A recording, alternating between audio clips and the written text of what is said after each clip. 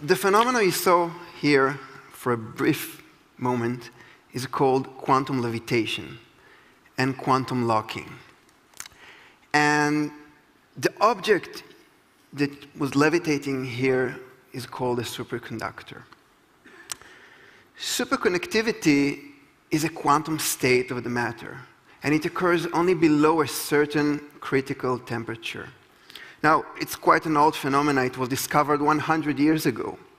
However, only recently, due to several technological advancements, we are now able to demonstrate to you quantum levitation and quantum locking. So, a superconductor is defined by two properties. The first is zero electrical resistance, and the second is the expulsion of magnetic field from the interior of the superconductor. That sounds complicated, right? But what is electrical resistance? So, electricity is the flow of electrons inside the material. And these electrons, while flowing, they collide with the atoms. And in these collisions, they lose a certain amount of energy. And they dissipate this energy in the form of heat. And you know that effect. However, inside a superconductor, there are no collisions. So there is no energy dissipation. It's quite remarkable. Think about it. In classical physics, there is always some friction, some energy loss, but not here, because it is a quantum effect. But that's not all, because superconductors don't like magnetic fields. So a superconductor will try to expel magnetic fields from the inside. And it has the means to do that by circulating currents. Now, the combination of both effects, the expulsion of magnetic fields and zero electrical resistance, is exactly a superconductor. But the picture isn't always perfect, as we all know, and sometimes strands of magnetic field remain inside the superconductor.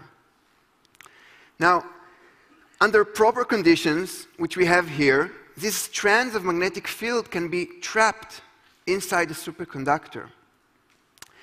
And these strands of magnetic field inside the superconductor, they come in discrete quantities. Why? Because it is a quantum phenomenon. It's quantum physics. And it turns out that they behave like quantum particles. In this movie here, you can see how they flow one by one discretely. This is strands of magnetic field. These are not particles, but they behave like particles. So this is why we call this effect quantum levitation and quantum locking. But what happens to the superconductor when we put it inside a magnetic field?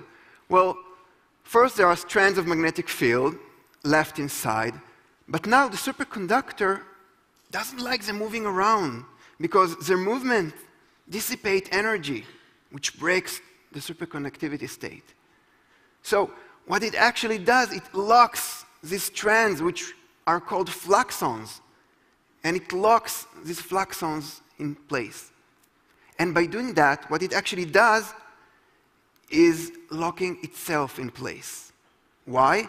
Because any movement of the superconductor will change their place, will change their configuration. So we get quantum locking. And let me show you how this works. I have here a superconductor, which I wrapped up so it stays cold long enough. And when I place it on top of a regular magnet, it just stays locked in midair. Now, this is not just levitation, it's not just repulsion. I can rearrange the fluxons and it will be locked in this new configuration, like this, or move it slightly to the right or to the left. So this is quantum locking, actually locking, three-dimensional locking of the superconductor. Now, of course, I can turn it upside down, and it will remain locked. Now that we understand that this levitation, so-called levitation, is actually locking, Yeah, we understand that. You won't be surprised to hear that if I take this circular magnet, in which the magnetic field is the same all around, the superconductor will be able to freely rotate around the axis of the magnet. Why? Because as long as it rotates, the locking is maintained. You see, I can adjust and I can rotate the superconductor. We have frictionless motion. It is still levitating, but can move freely all around. So we have quantum locking, and we can levitate it on top of this magnet. But how many fluxons, how many magnetic strands are there in a single disk like this? Well, we can calculate it, and it turns out quite a lot. 100 billion strands of magnetic field inside this 3-inch disk. But that's not the amazing part yet, because there is something I haven't told you yet. And and the amazing part is that this superconductor that you see here is only half a micron thick. It's extremely thin. And this extremely thin layer is able to levitate more than 70,000 times its own weight. It's a remarkable effect. It's very strong.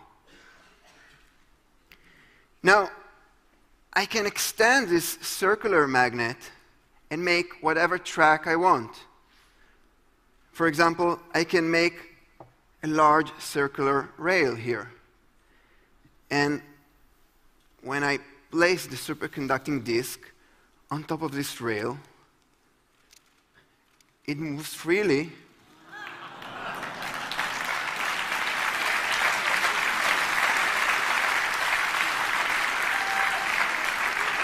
And again, that's not all. I can adjust its position like this and rotate, and it freely moves in this new position. And I can even try a new thing. Let's try it for the first time. I can take this disk and put it here. And while it stays here, don't move, I will try to rotate the track. And hopefully, if I did it correctly, it stays suspended.